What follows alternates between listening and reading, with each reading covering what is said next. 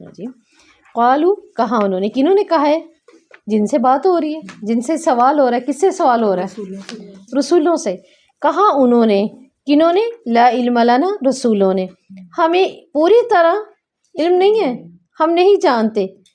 اچھا یہ بات اس سے پہلے بھی کسی نے کی تھی سورہ بقرہ میں، فرشتوں نے کہا تھا، ٹھیک ہے، لا علم لنا الا ما علمتنا، ہم اتنا ہی جانتے اللہ جانتا جتنا آپ نے ہمیں علم دیا ہے۔ رسول بھی اتنا ہی جانتے تھے نا جتنا اللہ نے علم دیا۔ کتنا علم دیا؟ جب تک موجود تھے تو لوگوں کے حالات پتہ تھے، اب حالات نہیں پتہ۔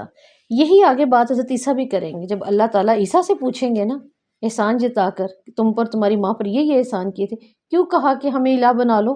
تو کیا کہیں گے؟ جب تک تو میں ان میں موجود تھا میں نے یہ بات نہیں کی، بعد میں تو اللہ تعالیٰ تو جانتے ان کے حالات۔ تو یہ بھی ایک بات معلوم ہوئی۔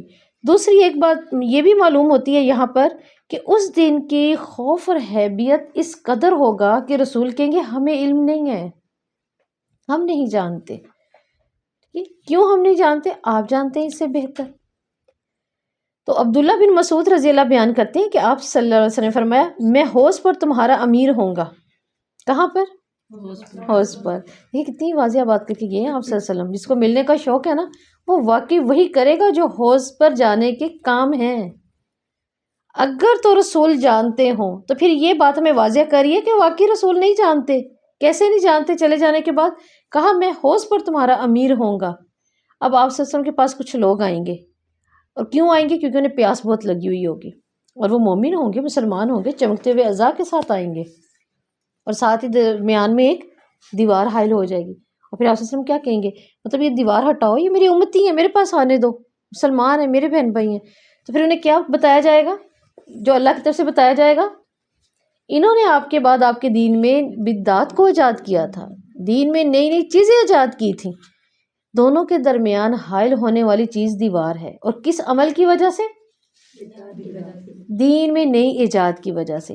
اور مین بات اس حدیث سے کیا معلوم ہو رہی ہے جو اس آیت کے اندر لے کر آئے ہیں کہ نبیوں کو علم نہیں ہے، ورنہ آپ تو کہہ رہے ہیں اس دیوار کو ہٹاؤ، ان کو میرے پاس آنے دو۔ کیوں آنے دو؟ کیونکہ یہ مسلمان ہیں، لیکن معلوم نہیں ہے دیوار کیوں آئی ہے۔ تو معلوم یہ بھی ہوا کہ غیب کا علم نہیں ہے، اور وہ خود اس بات کو مان رہے ہیں انت علم الغیوب۔ تو حشر کے میدان میں رسول یہ کیوں کہیں گے لا علم لنا، ہمیں کچھ علم نہیں؟ ایک تو یہ کہ دیکھیں رسول اللہ تعالیٰ کی عظمت کے سامنے حیا کرتے ہیں، ایک یہ معلوم ہوا کہ اس لیے کہ وہ اس کے بعد سامنے کرنا نہیں چاہتے جو خود اتنا خبیر اور علیم ہے۔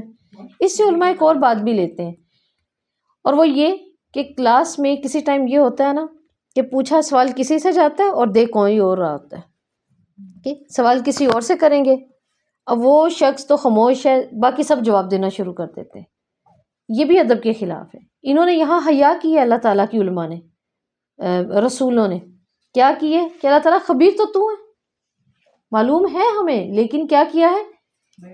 غیب کا علم تو جانتا ہے۔ تو یہ ایک آنر اور عزت کو زیادہ بڑھانے کے لیے کہ اللہ تعالیٰ یہ تو تیرے ہی لائق ہے، تیرے ہی لیے ہے۔ اور دوسرا رسولوں کا یہ اعلان ثابت کرتا ہے کہ سچا حاضر اور غائب صرف اور صرف اللہ تعالیٰ ہے۔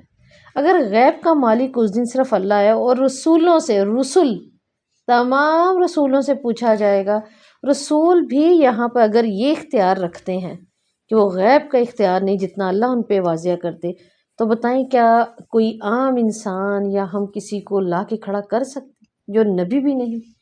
اس کو اس صفات پہ لا سکتے؟ نہیں لا سکتے۔ یہ سوچ کر ہی ہم نے اپنا ایمان بچانا اور اپنا دین بچانا ہے۔ اس کے بعد آیت نمبر